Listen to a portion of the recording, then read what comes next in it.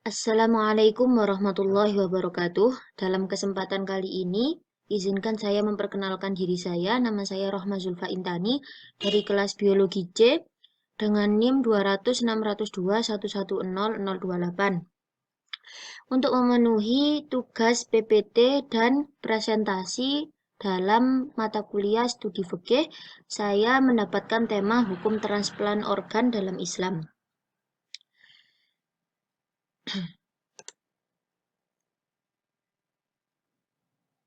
Dalam PPT kali ini, saya akan membahas beberapa bagian. Yang pertama adalah definisi transplant organ, yang kedua adalah macam-macam pendonor yang cocok, yang ketiga adalah hukum transplant organ dalam Islam, yang terakhir adalah kesimpulan.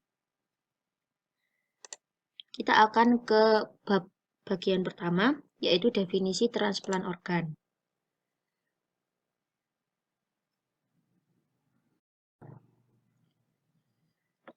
Nah, transplantasi berasal dari bahasa Inggris, yaitu gabungan dua kata, yakni trans dan plantare, yang memiliki makna menanamkan jaringan yang diambil dari individu satu ke individu yang lain.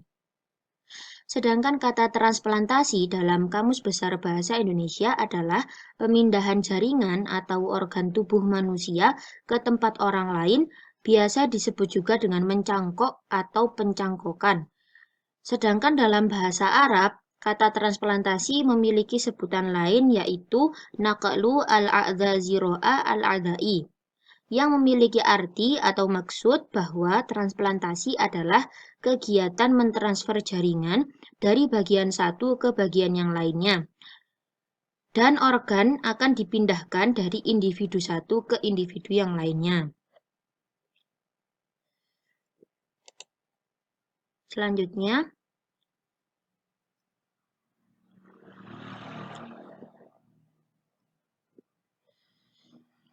dalam dunia transplantasi, memiliki beberapa organ yang dipindah disebut dengan graft atau transplant. Pemberi transplant dinamakan dengan donor, penerima transplantasi disebut dengan kos atau resipien. Sedangkan menurut Masbuk Zuhdi, pencangkokan transplantasi yakni pemindahan organ tubuh yang mempunyai daya hidup yang sehat untuk menggantikan organ tubuh yang tidak sehat. Dan jika diobati dalam medis, tidak ada harapan dalam hidupnya selain dengan pencangkokan tersebut. Transplantasi adalah suatu kegiatan yang sebelumnya belum pernah dilakukan, hingga akhirnya pada tahun 1913, Dr. Alexis Carrel berhasil melakukan transplantasi ginjal seekor kucing dengan kucing yang lainnya. Dan ada beberapa pendapat mengenai transplant pertama kali dilakukan pada tahun 1869, yakni transplant kulit. Kemudian kornea mata pada tahun 1906, transplant buah pinggang pada tahun 1954, transplant pankreas pada tahun 1966, lalu dilanjutkan dengan transplant hati dan jantung di tahun 1967. Kemudian dilanjut dengan sumsum tulang pada tahun 2005 dan ada pendapat yang menyampaikan bahwa transplant darah lebih awal dilakukan daripada transplant yang dilakukan oleh Dr. Alexis Carrel, yaitu transplant darah dilakukan pada tahun 1818. Sedangkan transplantasi sendiri mulai populer di dunia kedokteran sejak pertengahan tahun 50-an. Ilmu transplantasi yang semakin modern semakin berkembang dengan ditemukannya metode pencangkokan. Yang pertama misalnya pencangkokan arteria mumaria interna di dalam operasi lintas koroner oleh Dr. George. Yang kedua pencangkokan jantung dari jantung kera kepada manusia oleh Dr. Christian Berman, walaupun kemudian kos atau resipiennya meninggal dalam waktu 18 hari setelah operasi. Yang ketiga, pencangkokan sel-sel substansia nigra dari bayi yang meninggal ke penderita Parkinson oleh Dr. Andreas. Sampai saat ini, penelitian tentang transplantasi organ masih terus dilakukan agar mendapatkan informasi yang lebih jelas dan lebih detail lagi. Dan permintaan untuk transplantasi organ semakin bertambah tahun, semakin bertambah jumlahnya dan juga semakin meningkat. Dan di dalam data yang telah saya cari, negara yang paling banyak memakai transplantasi organ dan mengalami peningkatan dari tahun ke tahun adalah negara Cina. Dari penjelasan definisi transplant organ dapat ditarik kesimpulan bahwa transplantasi atau pencangkokan organ tubuh adalah pemindahan organ tubuh tertentu dari individu satu ke individu yang lain untuk dirinya sendiri maupun untuk orang lain. Transplantasi organ dan jaringan tubuh manusia merupakan tindakan medis yang sangat bermanfaat bagi pasien dengan gangguan fungsi organ tubuh yang berat. Transplantasi organ adalah solusi besar untuk seorang resipien atau kos yang sudah di ujung tanduk kehidupan dan hanya transplantasilah jalan menuju kesehatannya kembali. Dan saat ini, pencangkokan atau transplantasi bukan hanya berupa organ saja, tetapi bisa berupa sel atau jaringan. Kita akan ke yang selanjutnya. Bagian kedua adalah tipe-tipe pendonor yang cocok. Nah, dalam dunia medis, ketika hendak menjadi pendonor, kondisi tubuh harus sehat dan sebelum menjadi pendonor pasti akan dilakukan check-up menyeluruh kepada si pendonor. Guna mengetahui apakah proses pencangkokan yang akan dilakukan akankah berbahaya atau tidak bagi si pendonor dan bagi si resipien. Para ahli medis pasti akan memastikan terlebih dahulu apakah organ yang akan dicangkokkan cocok dengan si resipien dan dalam dunia medis memiliki beberapa tipe. Yang pertama adalah kondisi sehat, yang kedua adalah keadaan koma,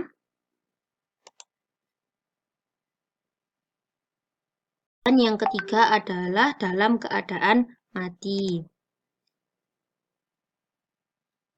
Berikut pembahasannya. Yang pertama adalah pendonor dalam kondisi sehat. Nah, dalam kondisi transplantasi jenis pendonor dalam keadaan sehat adalah jenis yang paling beresiko dikarenakan si pendonor masih dalam keadaan hidup. Sehingga para ahli medis harus memastikan bahwasannya kondisi si pendonor saat proses pencangkokan dan saat setelah pencangkokan tetap sehat dan normal seperti sebelum operasi dijalankan. Biasanya jika dalam kondisi sehat yang didonorkan adalah organ ginjal dan untuk pencangkokan ginjal sebelumnya akan dilakukan beberapa tes untuk memastikan apakah ginjal tersebut cocok dengan si resipien dan apakah keadaan si pendonor setelah mendonorkan ginjalnya akan tetap sehat atau tidak. Dan apabila mengalami kematian, penelitian tersebut menyatakan satu dari beberapa transplantasi organ akan mengalami kematian. Yang kedua adalah pendonor dalam kondisi koma. Koma yang dimaksud di sini adalah si pendonor diduga kuat akan segera mati. Maka pencangkokan jenis ini harus dibantu dengan alat kontrol yang sangat canggih guna menunjang kehidupan si pendonor agar tetap dalam kondisi yang stabil seperti sebelum pencangkokan dimulai. Namun, apabila proses pencangkokan sudah selesai, maka alat bantu atau alat kontrol tersebut harus dicabut. Yang ketiga, pendonor dalam kondisi mati. Nah, kematian di sini dibagi menjadi dua macam. Yang pertama adalah death somatic dan yang kedua adalah biological death. Pendonor tipe ini adalah tipe yang paling sempurna menurut ahli medis untuk melakukan pencangkokan, karena mereka hanya perlu mengawasi di resipiennya saja. Dalam kondisi mati ini, definisi mati diperjelas menjadi dua bagian. Yang pertama adalah kematian somatik. Kematian somatik adalah di mana yang dimaksud dengan kematian somatik adalah matinya detak jantung, saluran pernafasan, suhu anggota tubuh turun drastis dan tidak ada tanda listrik dalam rekaman EEG. Dan jika ciri-ciri tersebut sudah terjadi, maka 120 menit dari kematian somatik akan terjadi kematian biologi. Dan kematian biologi ditandai dengan matinya sel-sel di dalam tubuh. Dan untuk bisa memulai operasi pencangkokan tidak perlu menunggu si pendonor sampai kematian biologi, cukup sampai kematian somatik saja. Sudah bisa diambil organnya dan bisa dipindahkan ke individu yang lainnya. Sedangkan jika ada pendonor yang memang telah setuju jika organnya akan dicangkokkan kepada individu lainnya, maka jika masih belum menemukan resipien yang cocok, maka organ tadi tetap hidup, harus dibantu dengan alat bantu dan perawatan yang sangat terjamin agar kualitas dari organ tersebut tidak mengalami penurunan. Yang berikutnya adalah dalam Islam. Islam adalah agama rahmatan lil alamin. Islam juga sangat mendukung perkembangan ilmu pengetahuan. Bahkan Islam dulunya juga pernah menjadi kiblat ilmu pengetahuan, hingga lahirlah karya-karya masyhur dari para cendekiawan-cendekiawan muslim yang sampai saat ini masih dijadikan rujukan oleh keilmuan di Eropa dan di Asia. Namun, dalam hal transplantasi organ, para ulama memiliki dua pendapat. Ada yang boleh dan ada yang tidak boleh atau kurang setuju. Ulama yang tidak setuju, untuk ulama yang tidak setuju, mereka memiliki beberapa pendapat. Dan salah satunya adalah bahwa sesungguhnya manusia tidak mempunyai hak untuk memindahkan bagian dari organ jasadnya, meskipun itu berupa sumbangan atau pemberian. Karena manusia sebagai ciptaan Allah dan tidak ada siapapun selainnya yang dapat memberikan hak untuk memindahkan organ-organ tersebut. Dan mereka berdasarkan dalam Quran Surat Az-Zumar ayat 26 dan Surat At-Tin ayat 4. Menurut mereka, itu merupakan dalil yang sangat jelas untuk pelanggaran mengambil organ sebagai transplantasi atau cangkok ke jasad yang lain selain jasad yang lain meskipun sebagai pengobatan atau lainnya. Dan mereka juga memiliki beberapa pendapat yang lain, di antaranya adalah manusia tidak berhak memindahkan organ atau anggota tubuh baik untuk diri sendiri ataupun untuk orang lain. Yang kedua adalah pemindahan organ dan penanaman ke jasad atau tubuh yang lain menyebabkan rasa sakit kepada si pendonor. Dan Allah Subhanahu wa taala berfirman pada Quran surat Al-Ahzab ayat 58 yang artinya adalah dan orang-orang yang menyakiti orang-orang yang mukmin dan mukminat tanpa kesalahan yang mereka perbuat, maka sesungguhnya mereka telah memikul kebohongan dan dosa yang nyata baginya. Yang berikutnya adalah mereka berpendapat bahwa kebanyakan transplantasi organ yang terjadi membuat si pendonor dalam keadaan bahaya. Nabi bersabda yang sesuai dengan kaidah fikih la dororo wala diroro, yang memiliki arti bahaya atau kemudorotan tidak bisa dihilangkan dengan bahaya atau kemudorotan yang lainnya. Berikutnya mereka juga memiliki pendapat memindahkan organ tubuh apabila kondisi pendonor masih hidup, maka akan menyiksanya. Dan Nabi pun bersabda, dan janganlah di antara kalian saling menyakiti. Yang terakhir adalah memindahkan organ tubuh seseorang kepada orang lain membuat kehormatan manusia berkurang. Itu tadi adalah beberapa pendapat-pendapat dari ulama-ulama yang kurang setuju dengan adanya transplantasi organ. Selanjutnya adalah pendapat ulama yang membolehkan pencangkokan organ tubuh.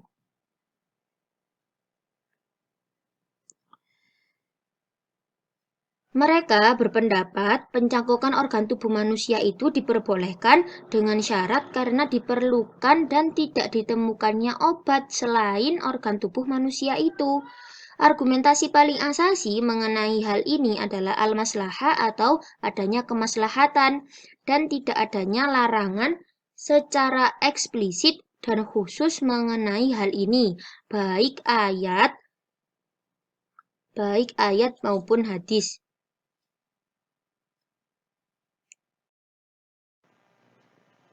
Hadis yang berbunyi, mematahkan tulang mayit seperti mematahkan tulangnya saat hidup, dan ayat Al-Baqarah yang berbunyi, wala tulqu biaidikum illa tahluka, yang memiliki arti dan janganlah kamu menjatuhkan dirimu sendiri ke dalam kebinasaan dan berbuat baiklah.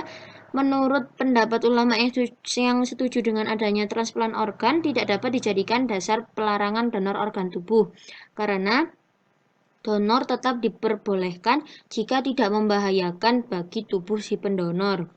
Pendapat yang setuju dengan adanya transplantasi organ ini berpayung kepada kaidah fikih yang amat masyhur terkait masalah muamalah kemasyarakatan, yakni segala sesuatu yang pada dasarnya boleh kecuali bila ada dalil yang mengharamkannya.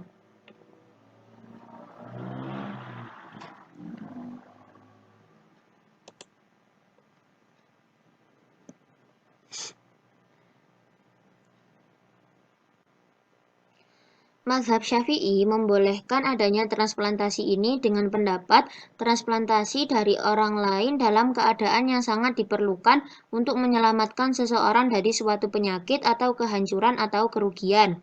Transplantasi organ ini juga dapat dirujukkan kepada beberapa kitab yang masyhur, diantaranya Kitab Fathul Jawad yang berbunyi, selama tidak ditemukan sesuatu yang layak, maka dimungkinkan boleh menyambung dengan tulang orang mati sebagaimana orang yang terpaksa boleh memakan bangkai. Dan walaupun kekhawatirannya sebatas orang yang diperbolehkan tayamum, Al-Mudaigi menetapkan bolehnya seraya menyatakan jika tidak ada yang layak atau cocok selain tulang manusia, maka diutamakan tulangnya kafir musuh seperti orang murtad, kemudian tulangnya kafir yang dilindungi, kemudian tulangnya orang Islam. Bahkan jika terpaksa transplantasi dengan organ binatang yang najis, hal tersebut diperbolehkan demi menyelamatkan nyawa. Dari hasil Muktamar NU tahun 1994 menetapkan bahwa transplantasi babi untuk mengganti organ sejenis atau lainnya pada tubuh manusia hukumnya tidak boleh, kecuali sangat diperlukan dan tidak ada yang lebih efektif, maka boleh diberikan dispensasi hukum atau dimakfu. Rujukan pendapat ini terdapat di An-Nawawi dari An-Nawawi dalam Al-Majmu'. Transplantasi organ terdapat beberapa pendapat antara ulama modern dan ulama klasik. Ulama klasik membolehkan transplantasi selama tidak mendapatkan organ lainnya dan tidak menimbulkan bahaya. Banyak ulama yang membolehkan transplantasi organ, tetapi dengan syarat bahwa seusai operasi pencangkokan tersebut tidak ada satu pihak yang tersakiti, karena pada dasarnya transplantasi ini bertujuan untuk perbaikan, dan transplantasi didasari karena adanya kedaruratan, serta transplantasi didasari pada kebutuhan. Dalam sudut pandang ulama yang tidak menyetujui transplant organ, yakni dilarang mendonorkan organ jikalau si pendonor masih dalam keadaan sehat, dikarenakan hal tersebut akan menimbulkan bahaya dan kerugian di masa mendatang, baik itu ginjal ataupun mata, keduanya tidak diperbolehkan jika si pendonor masih hidup. Selanjutnya saya akan menambahkan kesimpulan.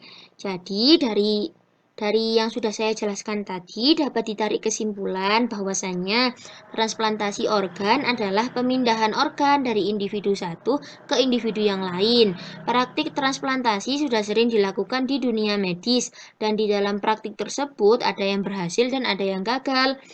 Saat hendak menjadi pendonor pun seseorang atau individu harus memenuhi persyaratan bahwasanya setelah usai proses transplantasi, individu tersebut tidak akan dalam bahaya atau dalam kerusakan.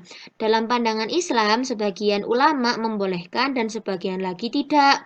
Ulama yang membolehkan karena mereka berpendapat bahwa setiap penyakit harus diobati walaupun dengan menggunakan barang yang najis sekalipun, karena menyelamatkan nyawa lebih diutamakan. Namun dengan dasar bahwa penyakit tersebut sudah tidak ada obat atau solusi selain menggunakan jalan tersebut, yaitu transplantasi. Sedangkan ulama yang tidak membolehkan adanya transplantasi, mereka berpendapat bahwa sesungguhnya individu tidak boleh memindahkan anggota tubuhnya ke individu yang lain, walaupun hal tersebut bertujuan untuk menyelamatkan nyawa, karena mereka berpendapat bahwa bahaya memindahkan organ dari satu individu ke individu yang lain sangatlah besar. Demikian PPT kali ini.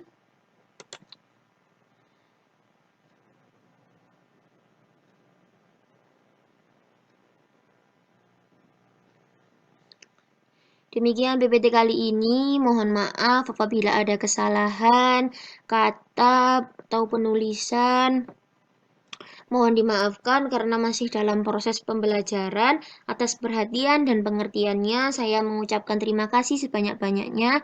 Dan terima kasih karena sudah menonton video saya hingga selesai. Jazakumullah khairan katsiran. Wassalamualaikum warahmatullahi wabarakatuh.